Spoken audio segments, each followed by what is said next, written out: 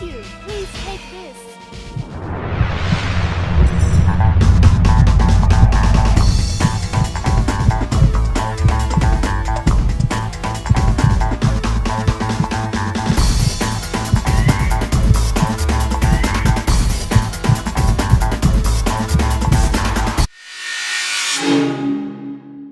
Hello and welcome to another episode of GameHammer. Sorry we haven't had a few reviews for a while. I have been very ill and unfortunately it wasn't one of those diseases that turns you into some sort of superpowered zombie like in today's game. Let's have a look at House of the Dead 2. We're going to start with the Dreamcast version.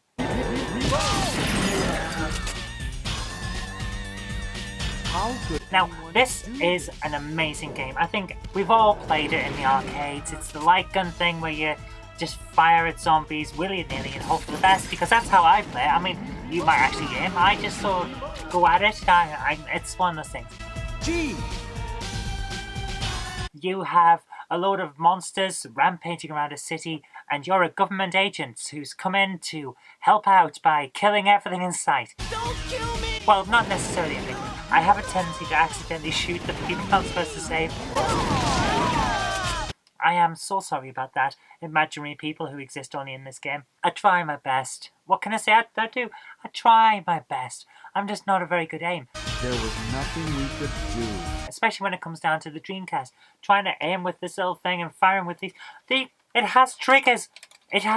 Why can't I aim like that with the little thing and fire like that? But no, can't have that. My goodness.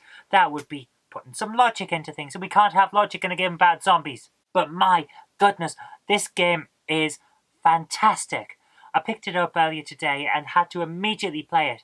Now, you might think it's a bit odd to be able to review a game that you've literally just picked up, but I haven't only just picked it up. Like I said, I've been playing this in arcades for years and I adore it. It is one of the best games ever. It's got the standard Sega shine to it. It's just so good fun.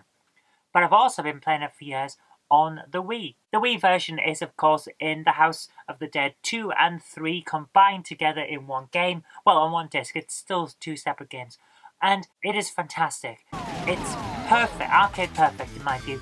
You use the Wii controller and you fire at it and it looks great. Or stick it in one of these. It's Competition Pro, you can get other types, but it makes it much, much better. I love this thing. It's great. And of course, with the Wii version, you don't just press a button on the control pad to reload or anything like that. You shake the Wii remote as if you're cocking a shotgun. It's great. It doesn't really work from an immersion point of view on the second game. I was going to say the first game, but of course it's not the first game. It's the second. I don't have the first game, so I can't review it. But it works so well in the third game, which we'll get to in another review. But I think to an extent we're getting ahead of ourselves here. So what's the game about? Well, like I said, you're a government agent. You've come into the city to find G, your colleague, I think. And he's been hurt. So you've got to go and sort this problem out yourself. Oh my goodness, you do have some help from a couple of other people, and they kind of turn up every now and again, and you go through just attacking wave after wave of weird creatures, trying to save as many people from the city as possible, and then fighting giant monsters, like the big guy with no real head and the flying guy that's around him who directs his movement. Or the weird deep one from Lovecraft who decides to dance and throw fish at you. And then why? It's just standard Sega weirdness. It's great though. Each of them has a unique weakness for these bad guys and it works perfectly. It is such a good game. But the best part is the way the game plays out depends on whether you've saved certain people in the game. So you'll go along and then the game will split into different paths. Did you save that person? Then you go one path. Did you not save them? Then you go the other path. And then later on, did you save them or not save them? And you'll move paths again. So every time you go through this, it's potentially a different game. The storyline plays out differently. And as a result, there is so much replay value. Now, I know what you're going to say. Because the Dreamcast version has a zapper function, and you can use a standard light gun, is it okay to play on just the controller? Because when you plug a Dreamcast into a modern TV, the LCD TV, you can't, of course, use the light gun because they don't work on modern TVs. So, is it any good playing it with a controller? Well, funnily enough, yes, it works really well. Most of the time, if you're starting the game, it will focus your reticule onto the first enemy you're going to fight. So when you start after a cutscene, it's straight onto that enemy. You can just start shooting. The Wii version, it is of course light gun compatible right from the outset. The Wii is basically built from the ground up to be an arcade shooter of this style, so it's different. It works so well, it's just intuitive how it works in the Wii. But the Dreamcast version, it is great whether you're using the light gun or the controller. But here's the weirdest thing. I thought, I'll give it a try on the Dreamcast, see how well I do. I got 50% accuracy on the first level.